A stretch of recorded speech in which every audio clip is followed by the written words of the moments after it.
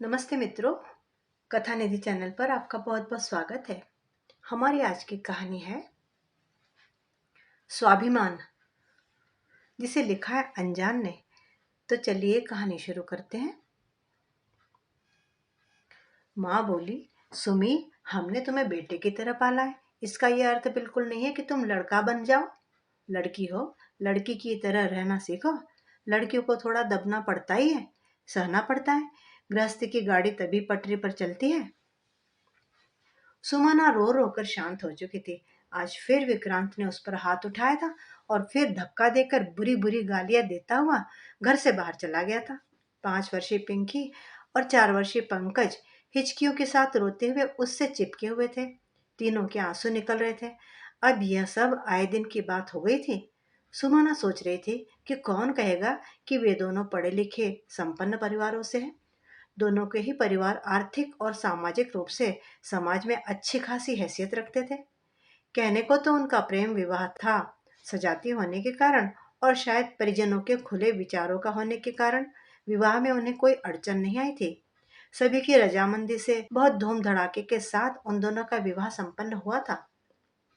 दोनों के ही माता पिता ने किसी तरह की कोई कमी नहीं छोड़ी थी, बल्कि अगर यह कहे कि कुछ जरूरत से ज्यादा ही दिखावा किया गया था तो भी कोई अतिशयोक्ति न होगी। शादी के थोड़े दिनों बाद ही विक्रांत का यह उग्र रूप उसके सामने आ गया था। सुमोना चौंकी जरूर थी। दोनों ने एक साथ एमबीए किया था। सुमोना अपने बैच की टॉपर थी। पूरा जोर लगाने के बाद भी विक्रांत कक्षा में दूसरे स्थान पर ही रहता था।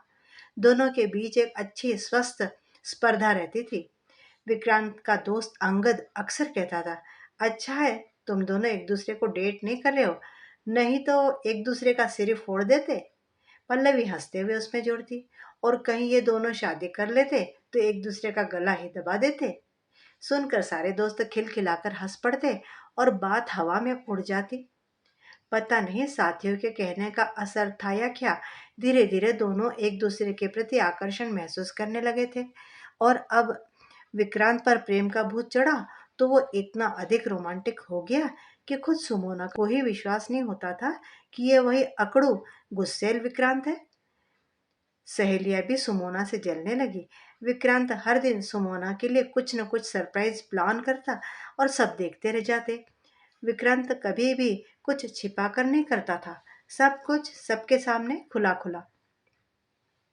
दोस्त कहते, शादी के बाद विक्रांत तो जोरू का गुलाम बन जाएगा। विक्रांत हंसकर जवाब देता, हाँ भाई बन जाऊंगा। तुम्हारे पेट में क्यों दर्द होता है, तुम भी बन जाना, पर अपनी बीबी के, मेरी बीबी के नहीं। और चारों ओर जलन भरी खिलखिलाहट बिखर जाती। सुमना को खुद भी विक्रांत का यह रूप बहुत भा रहा था। वो तो खुशियों के सतरंगे आकाश में उड़ रही थी, मगर कहाँ जानती थी कि कुदरत उसे अंधेरे की खाई की ओर ले जा रहा है।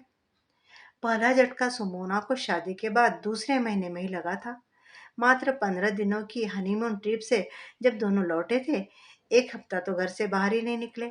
और विक्रांत तो जैसे चकोर की तरह उसे निहारता ही रहता था। जॉइंट फैमिली थी। घर में सास ससुर के साथ जेठ जेठानी भी थे, पर जैसे विक्रांत को कोई फर्क ही नहीं पड़ता था। जेठानी जरूर इस बात पर ताना मारती रहती थी। वो एकांत में विक्रांत को समझाती तो वो कहता, जो जलता है उसे जलने दो। उस रात नई बहू के स्वागत में विक्रांत के चाचा ने पूरे परिवार को खाने पर बुलाया था। बहुत चाव से सज धज कर जब वह तैयार हुई और विक्रांत के सामने आई तो विक्रांत के माथे पर बल पड़ गए। ये क्या पहना है तुमने? क्यों, क्या हुआ? अच्छा तो है, शीशे में खुद को निहारते हुए उसने पूछा था। ब्लाउज का इतना गहरा गला किसको दिखाना चाहती हो? सुमना बहुत आहत हो गई थी, पर खुद को संभाल कर बोली, अच्छा तो जनाब इनसिक्योर हो रहे हैं। नहीं, बदल कर नीचे आओ, मैं माँ के पास इंतजार कर रहा हूँ। कहता हुआ विक्रांत कमरे से बाहर चला गया। सुमना का उखड़ा हुआ मूड चाचा के घर में सबके स्नेहिल व्यवहार से फिर खिल उठा था। खाना खाकर सब बैठक में बैठे हंसी मजाक कर रहे थे। बड़ा खुशनुमा माहौल था। सब उसके रूप और व्यवहार की तारीफ कर रहे थे। थोड़ा हंसी मजाक भी चल रहा था। किसी बात पर सबके साथ साथ वो भी खिलखिलाकर हंसी तो विक्रांत तेजी से चीखा, क्या घोड़े की तरह हिनहिना रही हो? कायदे से हंस भी नहीं सकती हो क्या?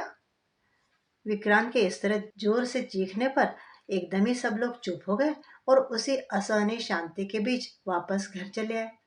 कोई भी कुछ नहीं बोला। कमरे में आकर सुमोना बहुत रोई। विक्रांत पर उसके रोने का कोई प्रभाव नहीं पड़ा। वो करवट बदलकर आराम से सो गया। सुबह भी घर में इस बारे में कोई बात नहीं हुई। न ही किसी ने उससे कुछ कहा, न ही विक्रांत को कुछ समझाया। जेठानी के चेहरे पर जरूर व्यंग भरी मुस्कान पूरे दिन तैरती रही। कुछ ही दिनों के बाद विक्रांत के किसी दोस्त की एनिवर्सरी की पार्टी थी। विक्रांत ने उसे शाम के लिए तैयार होने के साथ साथ ये भी हिदायत दी कि देखो, ये मेरे दोस्त की पार्टी है, शराफत वाले कपड़े ही पहनना, बल्कि ऐसा करो कि मुझे दिखा दो कि तुम क्या पहनने वाली हो। ये तो बस शुरुआत थी। उसके पहनने बोलने पर टिप्पणी करना, टोका टाकी करना, व्यंग करना, सब अब उसके लिए आम बात हो गई थी। उस दिन पार्टी पूरे शबाब पर थी। सब संगीत की लहरों पर थिरक रहे थे। संगीत वैसे भी सुमोना की कमजोरी थी। वो भी पूरी तरह से संगीत में डूबी हुई थिरक रही थी। अचानक ही विक्रम जोर से चिल्लाया, क्या नचनिया की तरह ठुमके लगा रही हो? अब पिछली बातें भूल जाओ। शरीफ घर की बहू बन गई हो तो शरीफों की तरह रहना सीखो। सुमोना इस अपमान को कतई सहन नहीं कर पाई और रोते हुए बाहर की ओर भाग निकली। विक्रांत भी उसके पीछे पीछे आया। घर पहुंचते ही उसने अपनी सासू माँ को पूरी बात बताई, पर उनकी प्रतिक्रिया देखकर तो वो चकित ही रह गई। देख बहू, पति पत्नी के बीच में ऐसी छोटी मोटी बातें होती रहती है, उन्हें तूल नहीं देना चाहिए। अब जाओ, जाकर आराम करो। कहते हुए उन्होंने उसकी पीठ थपथपाई और अपने कमरे में चली गई। सारी रात सुमोना ने आंखों आंखों में काटी। सुबह होते ही वो अपने मायके चली आई। अपने माता पिता की प्रतिक्रिया से तो वो और बुरी तरह आहत हो गई। पिता ने ठहरे हुए शब्दों में उसे ही समझाया, देख सुमोना, हर दंपत्ति के बीच में ऐसे मौके आते ही हैं। बात को बिगाड़ने से कोई लाभ नहीं होता है। पुरुष कभी कभार कुछ ऊंचा नीचा बोल ही देते हैं। छोटी छोटी बातों को पकड़ कर बैठोगी तो खुद भी दुखी रहोगी और हमें भी दुखी करती रहोगी और अपने ससुराल में भी सबको दुखी कर दोगी। अब बड़ी हो गई हो, अपनी जिम्मेदारी को समझो। हमारी परवरिश पर उंगली उठाने का मौका उन लोगों को मत देना। बस इतनी सी अपेक्षा है तुमसे। पिता तो अपनी बात कहकर अपने कमरे में चले गए। उसने आशा भरी नजरों से माँ की ओर देखा। माँ चुपचाप सुनती रही पिता की बात। उसके बाद में थोड़ी देर के बाद बोली, बेटी, तुम अगर ये सारी बातें अपना मन हल्का करने के लिए हमारे साथ साझा कर रही हो तब तो ठीक है, पर अगर तुमको लगता है कि हम लोग दामाद जी से इस बारे में कोई बात करेंगे तो ऐसा नहीं होगा। माँ, बात बीच में काट कर माँ बोली, सुमी, हमने तुम्हें बेटे की तरह पाला है। इसका ये अर्थ नहीं है कि तुम लड़का ही बन जाओ। लड़की हो तो लड़की की तरह रहना सीखो। लड़कियों को थोड़ा दबना पड़ता है बेटी, सहना पड़ता है। गृहस्थी की गाड़ी तभी पटरी पर चलती है। माँ, मुझे इस तरह अपमानित करने का अधिकार विक्रांत को नहीं है। सुमी, तुमने तो खुद देखा है, तुम्हारे पापा कितनी बार मुझे क्या कुछ नहीं कह देते हैं। तो क्या मैं उनकी शिकायत लेकर अपने मायके जाती हूँ? नहीं ना। माँ, पर मैं ये अपमान बर्दाश्त नहीं कर सकती। सुमी, ये शादी तुम्हारी पसंद से, तुम्हारी खुशी के लिए की गई है। अब इसे निभाना तुम्हारी जिम्मेदारी है। अभी हमें तुम्हारी दोनों छोटी बहनों की शादी भी करनी है।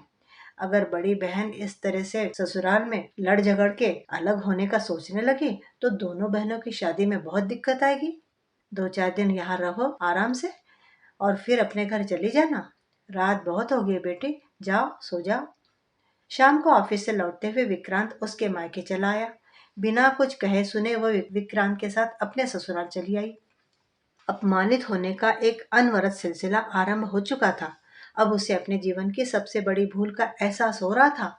भावना में बहकर उसने हनीमून पर से ही अपनी लगी लगाई नौकरी को इस्तीफा दे दिया था, क्योंकि विक्रांत बोला था, जाने मन, तुम दूसरे शहर में नौकरी करोगी तो मैं तो वियोग में ही मर जाऊंगा। 1-2 साल साथ में तो जी लेते हैं, फिर तुम भी नौकरी कर लेना। तुम तो टॉपर हो, तुम्हें तो कभी भी नौकरी मिल जाएगी। सोचते सोचते जाने कब उसे नींद आई। अगले दिन सुबह ही सोकर उठी तो उसे चक्कर आ रहे थे। उसे लगा कि उसे तनाव की वजह से ही ऐसा हो रहा है। पर सासू माँ की अनुभवी आंखें शायद समझ गई थी। उन्होंने डॉक्टर के पास ले जाकर जांच करवाई और खुशी से झूमती हुई वह घर वापस आई। साल भर के भीतर ही पिंकी उसकी गोद में खेलने लगी थी और लगभग 1 साल के बाद ही उसने बेटे को भी जन्म दे दिया था। 2 बेटियों की माँ उसकी जेठानी जल भुनकर रह गई थी। अब वे भी बात बात पर उसे कुछ न कुछ बोलती रहती, पर बेटा पाकर सास अब उसका ही पक्ष लेती। पर बच्चों की माँ को नौकरी करने की अनुमति इस घर में नहीं थी। धीरे धीरे उसने देखा कि विक्रांत शराब भी पीने लगा है। सबके बीच उसका अपमान करना तो अप्रोच की बात थी। कमरे में अगर वह कुछ समझाने की कोशिश करती भी तो विक्रांत उस पर हाथ उठा देता। ये देखकर बच्चे सहम जाते। कॉलेज में विक्रांत के परम मित्र थे अंगद। एक ही शहर में होने के कारण उनकी दोस्ती अभी भी कायम थी। अगर उनके सामने कुछ भी घटित होता तो वे कभी विक्रांत को समझाते और कभी सुमोना को। पर ये बात न तो विक्रांत को अच्छी लगती थी और न ही परिजनों को।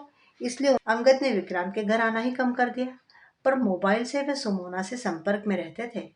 सुमोना भी जब भी परेशान होती तो एकांत पाकर अंगद जी को ही फोन लगा लेती। अंगद हमेशा उसका हौसला बढ़ाते, अपने पैरों पर खड़े होने की सलाह देते। उस दिन भी अंगद घर आए थे। जब विक्रांत ने सुमोना को गाली दी तो अंगद बच्चों का वास्ता देखकर उसे समझाने लगे। पर विक्रांत तो जैसे अपना आपा ही खो चुका था। उसने उन दोनों के रिश्ते पर ही उंगली उठा दी। अपमान से तिलमिलाए हुए अंगद उठकर चले गए तुरंत। और अंगद का सारा गुस्सा विक्रांत ने सुमोना पर ही उतार दिया। आज जिस तरह से विक्रांत ने उसे पीटा था, उसे देखकर पंकज भी सहम गया था। और उस घटना के बाद घंटे भर तक पिंकी डर कर थर थर कांपती रही थी और उसके आंसू रुक नहीं रहे थे। सुमोना को लगा, ये मेरे बच्चे हैं, उन्हें डर और उलझी हुई जिंदगी नहीं दे सकती हूँ मैं। अब अपने बच्चों के लिए मुझे ही कुछ करना होगा। ये निर्णय लेने के बाद सुमोना स्वयं को भविष्य में आने वाले कठिन समय के लिए मानसिक रूप से तैयार करने लगी। अब उसे पता था कि यह लड़ाई उसकी अकेले की है। इस युद्ध में कोई उसके साथ खड़ा नहीं होगा। पर फिर भी सुमोना हल्का महसूस कर रही थी। अगले दिन विक्रांत के जाने के बाद सुमोना लैपटॉप लेकर बैठ गई और कई जगह नौकरी के लिए आवेदन भेजकर ही अपने कमरे से बाहर आई। 2 दिनों तक तो कहीं से भी कोई जवाब नहीं आया। पर वह निराश नहीं हुई। जानती थी, कोर्स करने के बाद 5 साल का लंबा अंतराल बीत गया था तो थोड़ी मुश्किल से तो नौकरी मिलेगी, पर मिलेगी जरूर। उसे विश्वास था कि उसकी योग्यता को देखते हुए ही उसे नौकरी जरूर मिलेगी। मगर हमेशा अपना सोचा कहाँ होता है। इससे पहले कि सुमोना की नौकरी लगती, विक्रांत ने उसके हाथ में तलाक के कागज थमा दिए। दूसरा विस्फोट यह था कि विक्रांत ने कोर्ट से अपने बच्चों की कस्टडी भी मांगी थी। क्योंकि सुमोना बेरोजगार थी। सुमोना के पैरों के नीचे से जमीन खिसक गई थी। पर सुमोना ने रोने चिल्लाने के बजाय आगे की रणनीति पर विचार करना आरंभ किया। उसे किसी से सहारे की उम्मीद नहीं थी। एक ही व्यक्ति था जिससे वो कोई मदद मांग सकती थी। तो उसने अंगद को फोन मिलाया। पूरी स्थिति बताकर उसने किराए का मकान ढूंढने का अनुरोध किया। विक्रांत के आने से पहले ही सुमोना अपने दोनों बच्चों को लेकर एक अटैची के साथ घर से बाहर चली गई। अंगद उसके विश्वास पर खरा उतरा और उसने अपने किसी परिचित के यहाँ पर उसे पेइंग गेस्ट बनवा दिया। अंगद ने उसे मायके जाने की भी सलाह दी। पर सुमोना ने ये कहकर मना कर दिया कि ये मेरी लड़ाई है, मैं इसमें उन लोगों को परेशान नहीं करूंगी। रात में जब विक्रांत लौटा तो इस नए घटनाक्रम से बुरी तरह बौखला गया। आप लोगों ने उसे रोका क्यों नहीं? वो इस तरह से मेरे बच्चों को लेकर नहीं जा सकती। हम लोगों को लगा कि आप लोगों की आपस में बात हो गई होगी, भाभी मुंह बनाकर बोली। विक्रांत अपने कमरे में चला गया। उसके जीवन में इतना बड़ा भूचाल आया था और परिवार का कोई भी सदस्य उसके पास हमदर्दी दिखाने के लिए भी नहीं आया। समझ नहीं पा रहा था वो कि जिन परिजनों पर सुमोना जान छिड़कती थी, उसके जाने का किसी को कोई दुख नहीं था। आधी रात को विक्रांत को भूख लगी। उठकर बाहर आया। डाइनिंग टेबल पर 2 रोटी और सब्जी ढकी रखी थी। वही खाकर वो वापस जाकर सो गया। सुमन होती तो गर्म करके मान मनोहर करके सलाद अचार के साथ उसे खिलाती। अगली सुबह भी सब कुछ सामान्य ढंग से होता रहा। जब वह बाहर निकलने लगा तब माँ ने पूछा, सुमोना से कुछ बात हुई क्या? नहीं, खुद गई है तो खुद वापस आएगी, किसी को चिंता करने की जरूरत नहीं है, गुस्से में विक्रांत बोला। और वो तलाकनामा? भाभी ने पूछा। उसी से उसकी अकल ठिकाने आएगी, आप देख लीजिएगा। कहता हुआ विक्रांत बाहर चला गया। समय के तो जैसे पंख होते हैं, तेजी से खिसकने लगा। दिन महीने और साल तक बीत गया। न सुमोन आई और न उसका कोई फोन ही आया। विक्रांत ने भी अपनी अकड़ में कोई फोन नहीं किया। पर इस दौरान विक्रांत ने सुमोना की कमी को शिद्दत से महसूस किया। अपनी उलझनों के कारण उसका काम में मन नहीं लगता था। प्राइवेट कंपनी उसको क्यों रखती? अतः उसे नौकरी से निकाल दिया गया। बेरोजगार देवर अब भाभी पर बोझ था। वही भाभी जो उसके साथ मिलकर सुमोना का ताने सुनाया करती थी, अब उसे भी ताने देती थी। जो अपनी पत्नी और बच्चों का नहीं हुआ वो किसी और का कैसे होगा। अपने घर में उसकी स्थिति अनचाहे मेहमान जैसी हो गई। अब विक्रांत को अपने जीवन में सुमोना का महत्व समझ में आ रहा था। वह खुद को सुमोना से मिलने के लिए मानसिक रूप से तैयार कर रहा था कि तभी उसे एक जोर का झटका लगा। तलाकनामा रजिस्टर्ड डाक से उसके पास आ गया था। साथ ही सुमोना ने कोर्ट के पास अपने बच्चों की कस्टडी का दावा भी ठोका हुआ था, क्योंकि अब वह बेरोजगार नहीं थी बल्कि एक बड़ी कंपनी की एचआर हेड थी। और विक्रांत बेरोजगार था। ये तो होना ही था। आखिर एक स्त्री जो काबिल है वो कब तक अपने पति की ज्यादतियां सहती। मित्रों, अभी आप सुन रहे थे कहानी स्वाभिमान। उम्मीद करती हूँ कि कहानी आपको अच्छी लगी होगी। कमेंट बॉक्स में अपने कमेंट जरूर लिखिएगा और चैनल पे नए हैं तो चैनल को सब्सक्राइब भी जरूर कर लीजिएगा। कहानी सुनने के लिए बहुत बहुत धन्यवाद।